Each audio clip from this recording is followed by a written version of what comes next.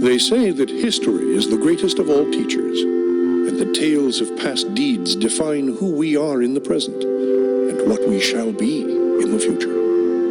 It is said that such tales shall, with each telling, illuminate us all with the light of truth. I shall tell you of such a tale. It is a tale quite familiar to me, for I have spent nearly a lifetime piecing it together and chronicling it here within this book. For years I have pondered its passages, studying every line, committing each word to memory. Perhaps now, in the telling of it, I shall at last find the answers I seek. Our story takes place in the northern region of Faerun, known as Icewind Dale. It is a harsh, frozen land, cut off from the rest of the world by a wall of jagged peaks called the Spine of the World. For centuries, the icy plains of the Dale have been home to the barbarian peoples of the Uthgard and Regedman. Huddled together in small, closely knit tribes, the barbarians lived simple lives, free, proud, and fiercely independent. Until the day an archmage named Ericon came to Icewind Dale. With an army of mercenaries, Ericon sought to conquer the north and force the fierce barbarians into slavery.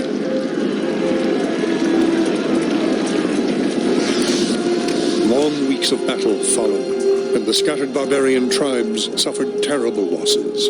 Defeat seemed inevitable.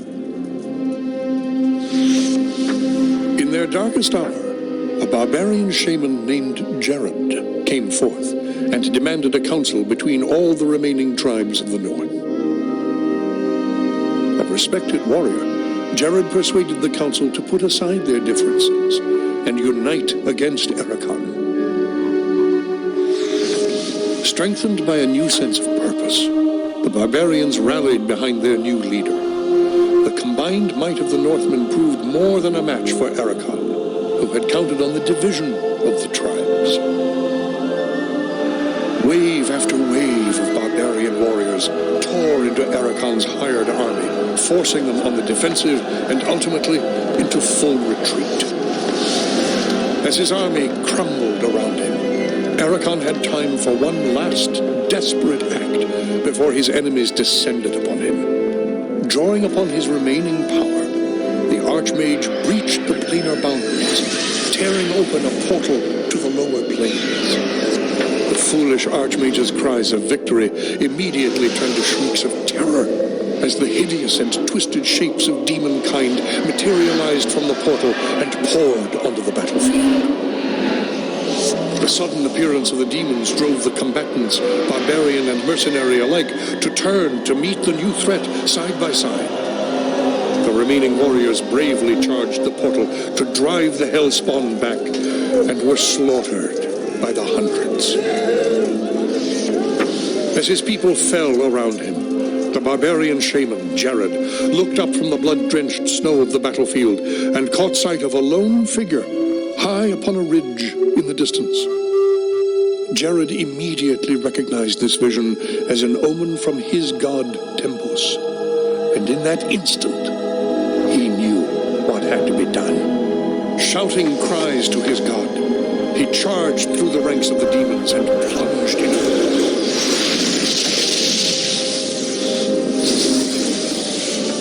As Jared's blood fused with the energies of the portal, an explosion of white light engulfed the battlefield.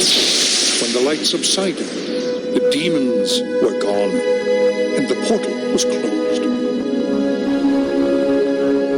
In its place hovered a disk of solid stone. Frozen within the center of the disk was Jared's body, locked in his final moment of agony, in his final moment of triumph, for all eternity.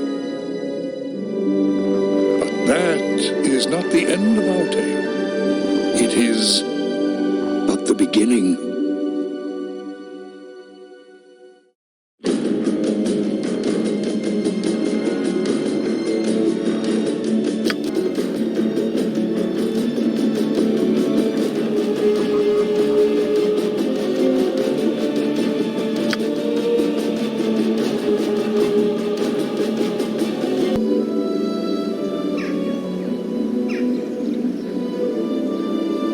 I'll handle it.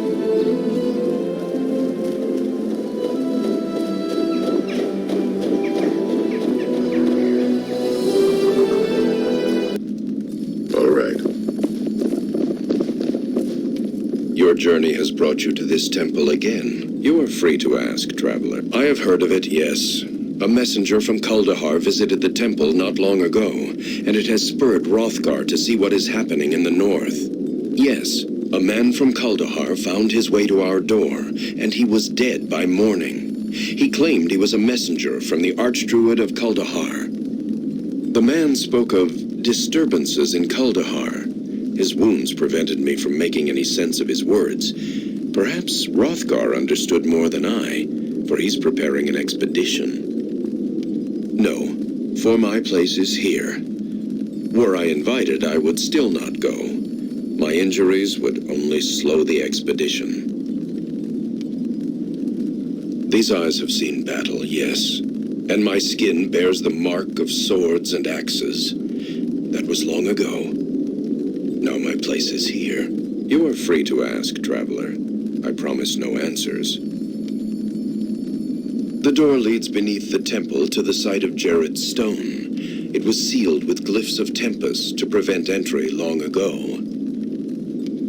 Jared was a shaman who lived long ago. He brought unity to the northern tribes and led them to victory against the army of Ericon, at the cost of his life. Once Ericon saw his army routed by Jared and the northern tribes, he sought to bring the Hells to his aid. Ericon opened a gate to the lower plains. I do not believe that. Jared did. It is said that Tempest himself appeared to Jared upon the battlefield, and Jared took that as a sign. Jared believed Tempest was calling him to sacrifice himself for his people to ensure victory. And so he cast his body into the portal, his blood fusing it to stone. It lies entombed beneath the temple to this day.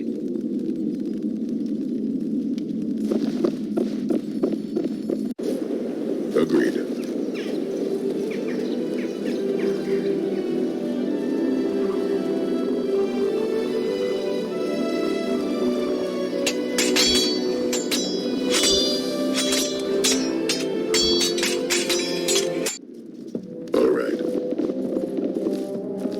There you are. All is set. The others are assembling as we speak. Are you ready to leave as well?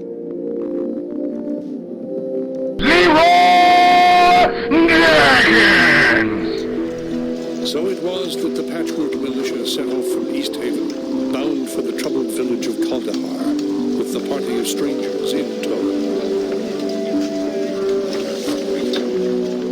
On they traveled, across the windswept tundra of the Dale, through the foothills of the spine of the world, and upwards on the steep and treacherous trails of the Kuldahar Pass. Eager to seek out the evil that threatened the pass, they did not expect it to find them first. High upon the cliffs of the pass, a band of frost giants had prepared an ambush. Hurling boulders and dislodging massive outcroppings of rock and snow, the giants sparked an avalanche that thundered down the mountainside and crashed down upon the heads of the unsuspecting expedition. Oh my God! Those fortunate enough to survive the avalanche pulled themselves free of the mountain snow that now barred the way back to East Haven. Battered and disheartened by the loss of their comrades, the survivors had little choice but to continue on to Kuldahar, alone.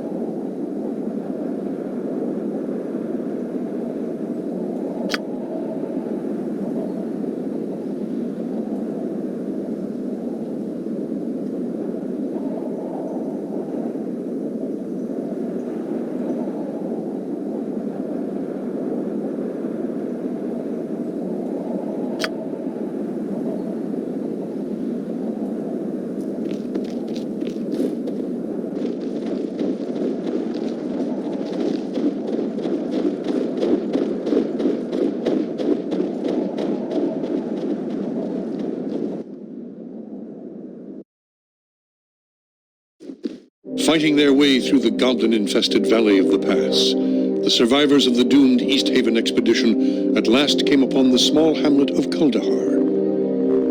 Nestled within the roots of a massive oak tree, the tiny cottages were a welcome sight for the weary travelers. As the party approached the town, a warm breeze blew over them, chasing away the chill of the frozen pass, and carrying with it the sweet scent of cooking fires.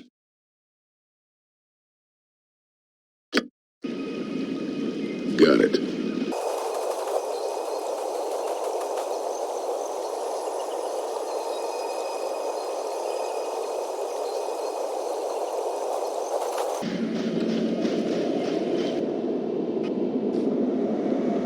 Welcome. I've been expecting you for some time now. Yes, well, bad news travels upon swift wings in these mountains. I know about your expedition from East Haven. I know why you are here, for it was I who sent for you. Yes, I am Arendelle, known to some as the Archdruid of Kuldahar. Though I invite you to dispense with the formalities and just call me Arendelle, plain and simple. Titles tend only to serve one's own vanity and aren't really of much use in this small mountain community.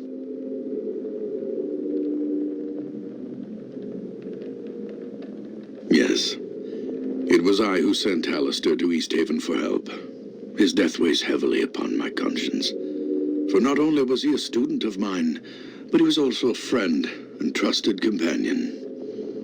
He will be missed, as will Hrothgar and the other members of your expedition. Oh yes, I know. I also know that it was no accident.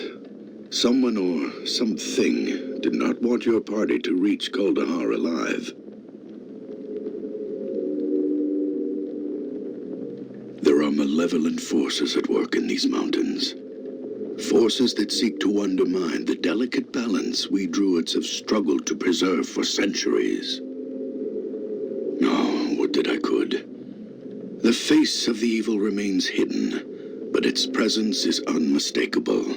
All about us, there are signs of its damaging influence on the balance. The unnatural weather, the recent rash of abductions, the numerous monster sightings in the pass. These all point towards something sinister. Even the animals sense something is amiss. I can only tell you of what little I know. Which disturbances would you have me speak of?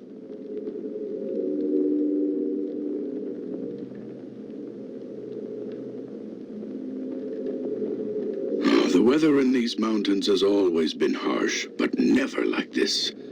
Fierce storms ravage the valley without warning, often lasting for several days at a time, before vanishing as quickly as they come. It is barely midway into leafall, and yet the pass to the south has been snowed in entirely. Weather such as this is most unnatural. Nature presents itself in cycles that are predictable by those who know what to look for. I can only tell you of what little I know. Which disturbances would you have me speak of? Oh, yes. Terrible, terrible. At first, there were tales told by travelers of companions disappearing into the night, snatched up from their bedrolls as they camped along the narrow trail that winds through the pass. We did not think much of these tales, for such occurrences are not unheard of in these mountains. Then one night, Conlan's boy Sheemish went missing. The next morning, the whole town searched for the boy, but turned up nothing. He was just gone, vanished without a trace. The boy was just the first. Several nights later, another disappeared, Megan Potts, the local midwife. Her husband, Khalil, was grief-stricken to the point of madness.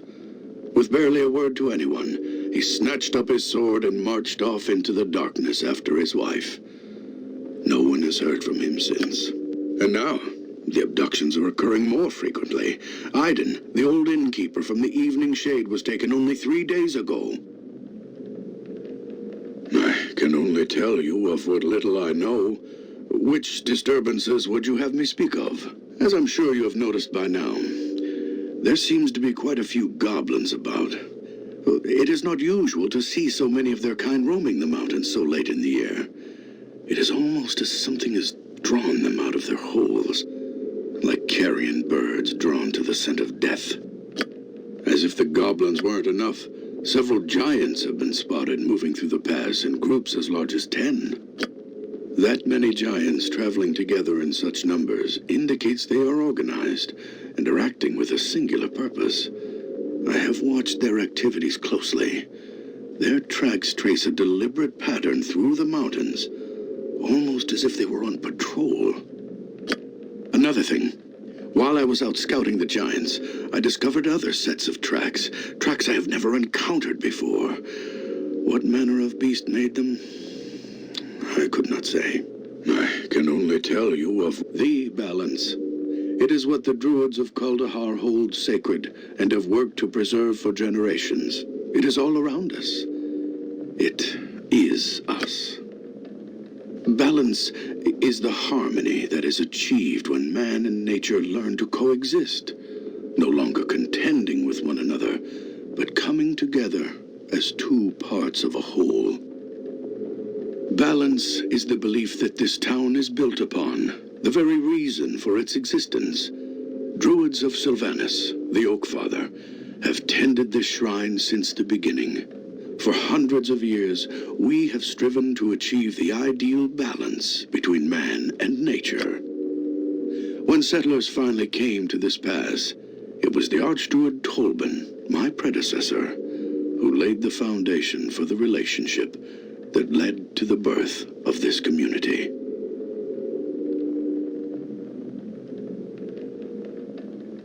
I fear that if we do not soon discover the source of these disturbances, then all that we have worked for will be destroyed.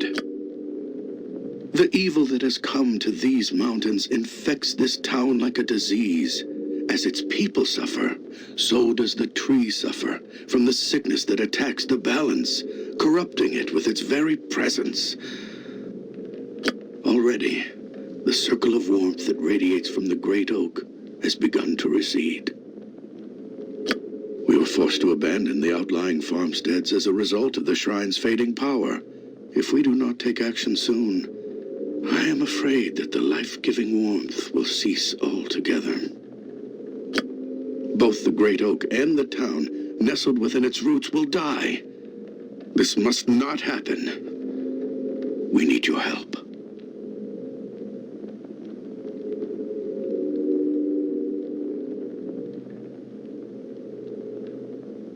I suggest you begin by investigating the Vale of Shadows. It is a place not far from here. Darkness has always clung to the floor of the small canyon, as if the light of the sun itself were wary of the place. There are a number of ancient crypts hidden within the shadows of the Vale's narrow cliff walls. There have been rumors of the dead awakening and emerging from their dusty tombs to walk once more amongst men. If these rumors are true, then I suspect that whatever is responsible for disturbing their slumber may be behind the other disturbances as well. Go to the Vale of Shadows, learn what you can about the happenings there, then return here and we shall discuss a course of action. Good luck, and farewell. All right. Got it.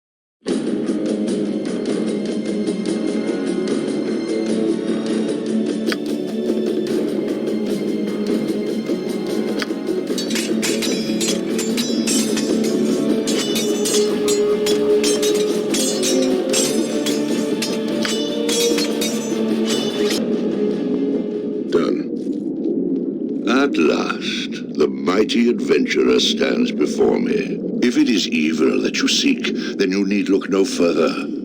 I stand here before you. However, I am not the one who plagues Kaldahar. For that evil, you must look elsewhere.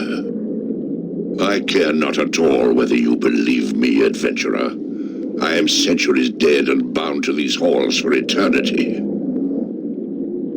I care even less for the living or their gathering places. If your Kaldahar is beset by evil, it is not of my doing. Go seek your villain elsewhere. Who indeed? I can answer your question, but I require a boon first. Perform a task for me, and I will answer you. Auril, the ice goddess, is worshipped by some here in the cold north. Auril commands her followers to extinguish all fires, to open structures to the cold winds, and to deny warmth a place to gather. As you can see, my tomb would be an abomination to a follower of Auril. A priestess of Auril has stood at the threshold of my tomb and gazed within. Recently she attempted entry, but my guardians foiled her. Now that you have slain my guardians, there is nothing to prevent her from returning and carrying out the will of Auril. I do not wish to spend eternity in a cold, lightless hell. Find this Aurelite and slay her. Only then will I answer you. Excellent. Be quick about the task, for even now I sense her presence within the veil. Return to me when you have dealt with her.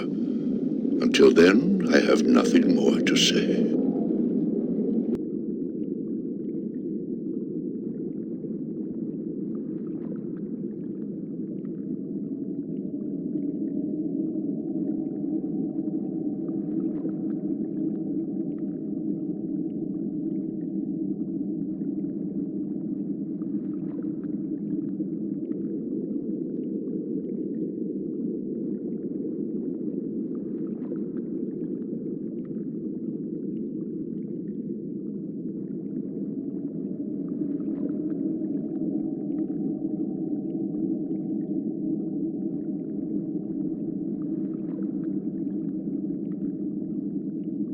Bruh.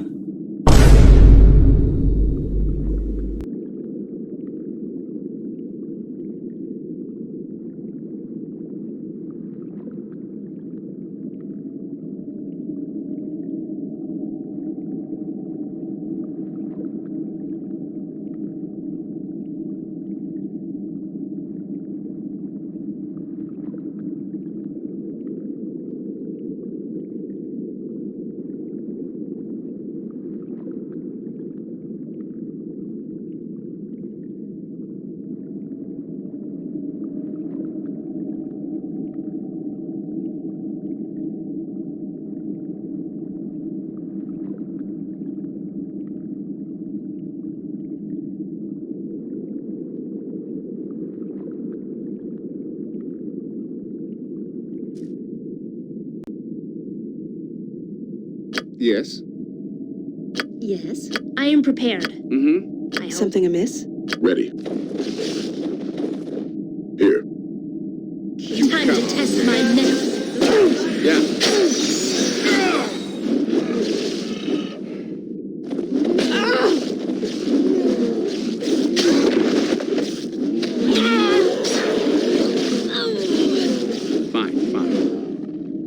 I hear you.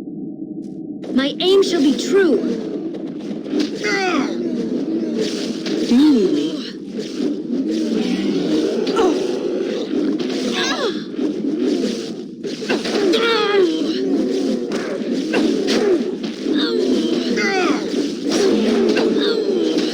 I need healing. Name your tech. Yes. Bacio,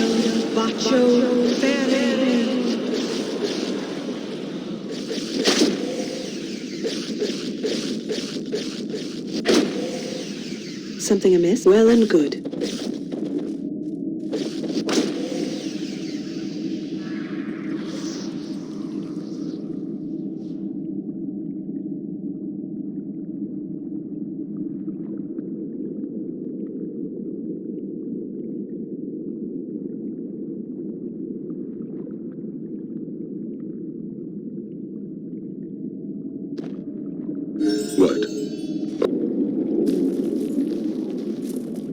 returned. You have performed the task that I set before you? Yes, I no longer sense her presence. You have done well, and I thank you. As a reward, you may take what you find in my sarcophagus. Yes, so I did. The truth of the matter is that I do not know who is responsible. I can only assure you that it is not I, nor is it anyone in this veil. Were it to be otherwise, I would sense it. Promised? I made you no promise, adventurer. As for your answer, knowing where your enemy is not is as vital as knowing where he is.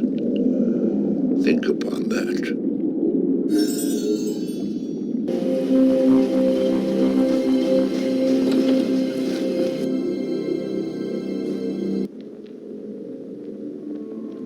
Got it. Oh, you have returned. What news? Does the evil we seek lie within the Veil of Shadows? Then the true source must lie elsewhere. I sense this evil has taken great care to conceal itself from prying eyes. I fear that by the time we discover it, it may be too late. There may be a way to find that which does not wish to be found through magical means. However, to accomplish this, I will need your help. Then here is what must be done. I need you to find an ancient druidic artifact known as the Heartstone Gem. It is a powerful scrying stone that can be used to divine the location of this evil. Long ago, the Heartstone rested here, within this shrine. The druids of Kuldahar used its power to gain insight on the balance and to look into the affairs of men throughout the realms. Then, one day, an initiate of the shrine stole the Heartstone and fled Kuldahar. The young druid had grown impatient with the humble teachings of his mentor, the archdruid, and hungered for power of his own.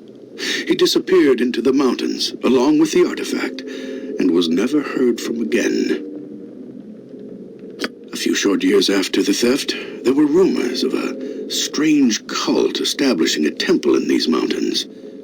It is conceivable that the rogue druid may have been connected in some way with the emergence of this new cult. If so, then it is possible that the Heartstone Gem may still be found within this temple. The temple is rumored to lie in a canyon far to the east of Kuldahar. I have updated your map to help you find your way. Journey to the temple and discover if the Heartstone is indeed there. If so, return it to Kuldahar, and I shall use its power to find the answers we seek. I'll handle it.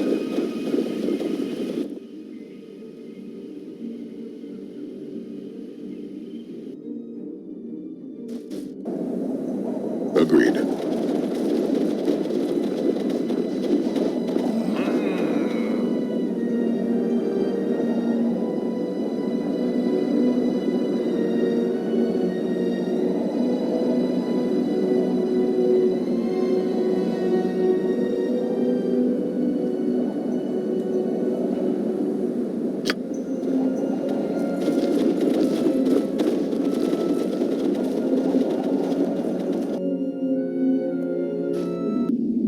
I'm on it.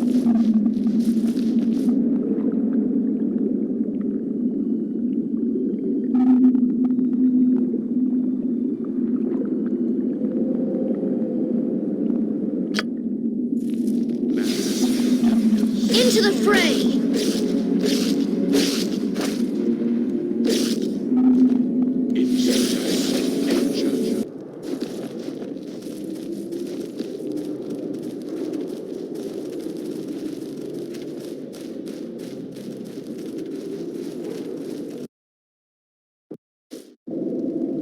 Done.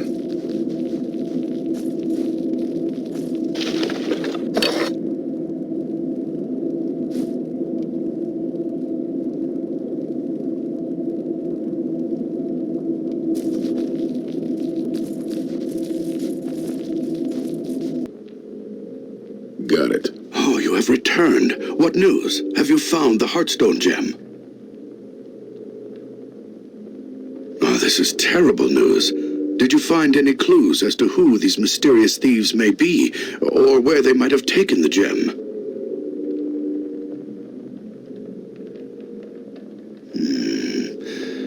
The liquid appears to be a form of undiluted snake venom.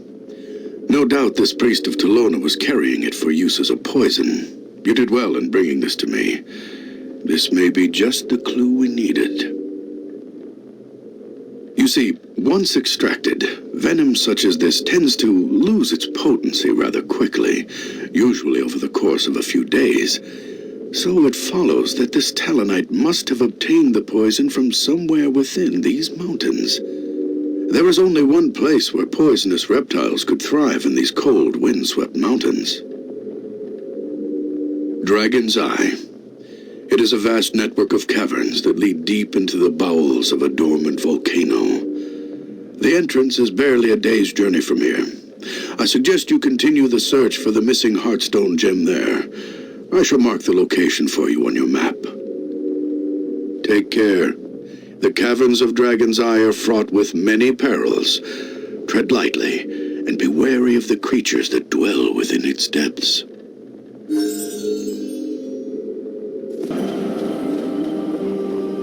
Here.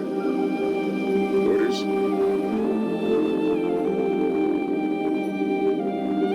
After a day's journey through the mountains surrounding Kaldahar, the small band of would-be heroes finally stood before the towering crag of rock that marked the entrance to Dragon's Eye.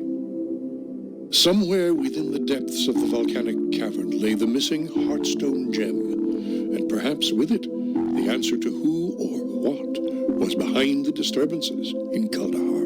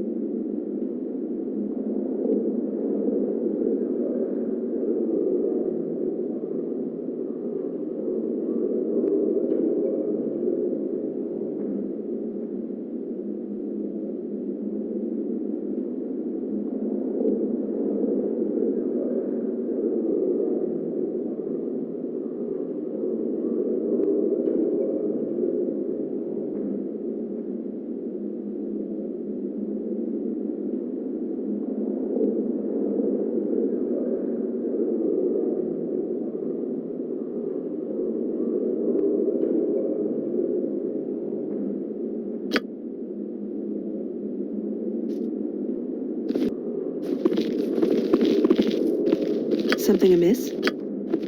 CEO, the DG, Peto.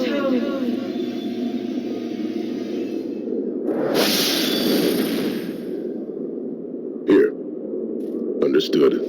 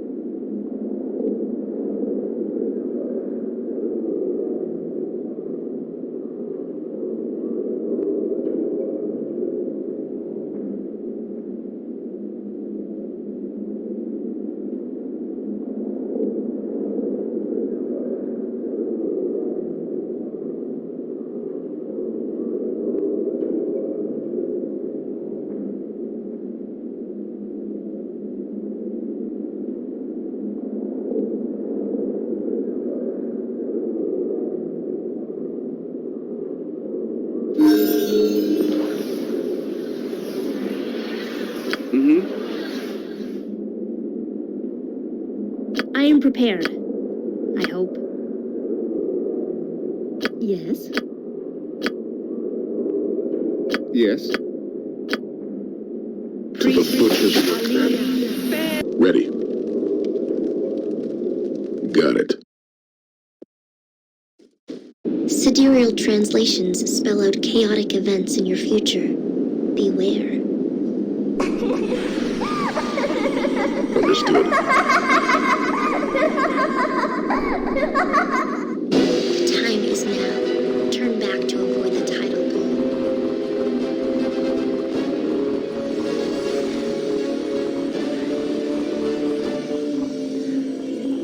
Something amiss? Here. Done. I hear you. I am prepared. Yes. I hope. Yeah. Yes? Yes.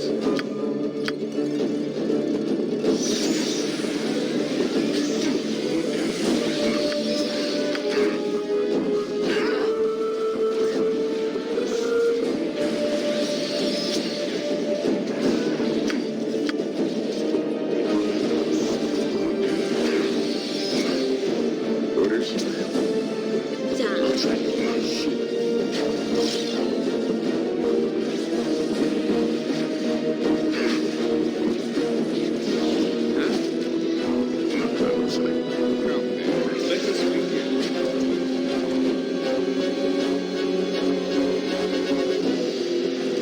I'll handle it. Dark plants are growing in this garden. It is time for your kind to seek safer pastures.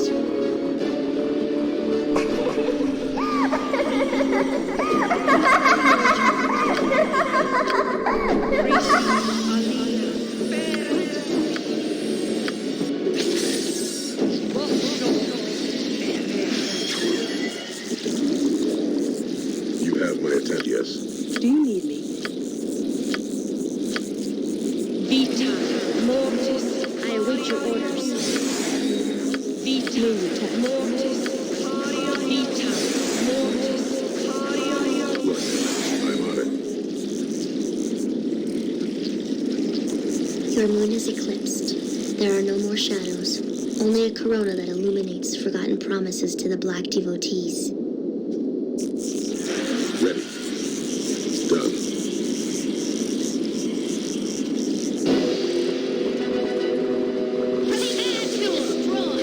Ready. Got it.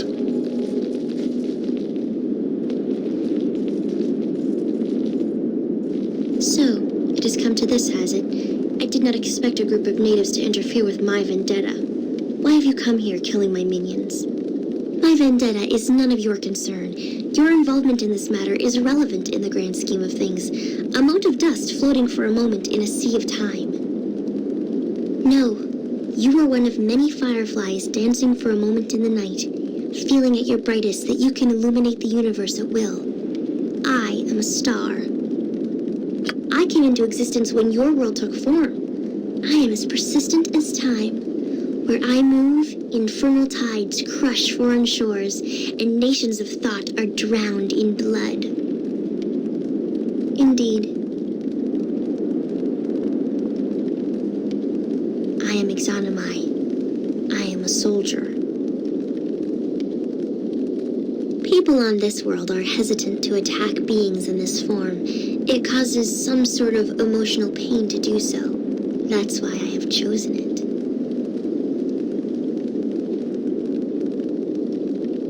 The gem is an item with incredible powers of divination. Only those with special relationships with the natural or supernatural may use it. It gives sight beyond sight, even penetrating physical and magical barriers in its revelations. I am not using it to cover up my affairs. I am using it for personal reasons. You cannot have it. It is mine.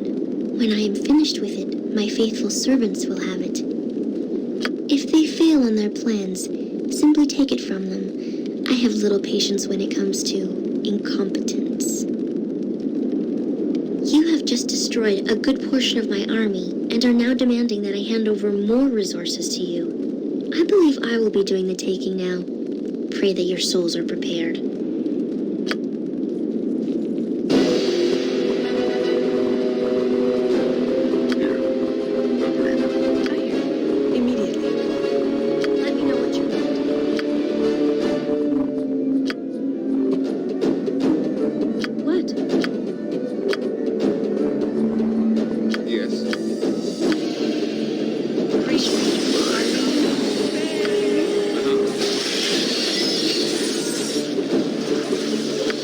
await your orders. What is it you require?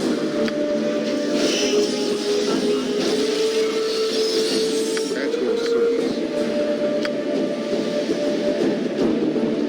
Go ahead.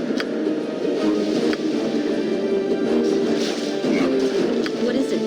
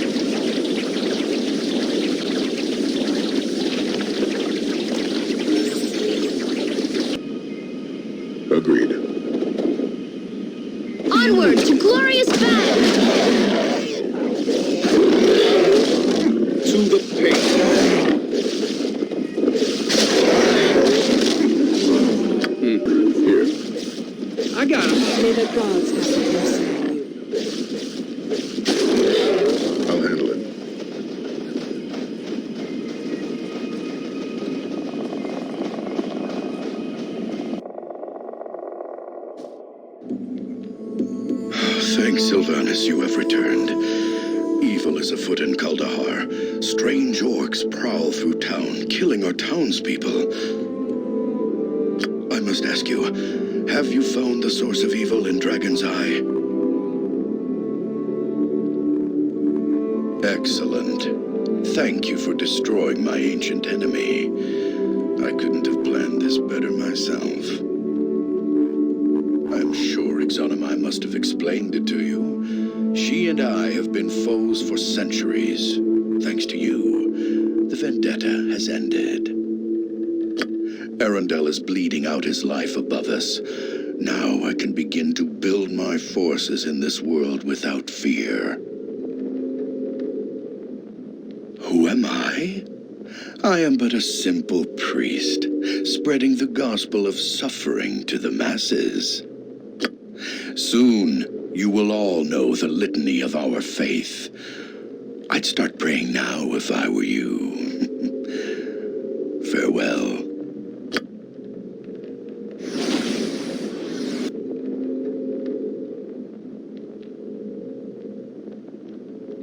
I'm on it.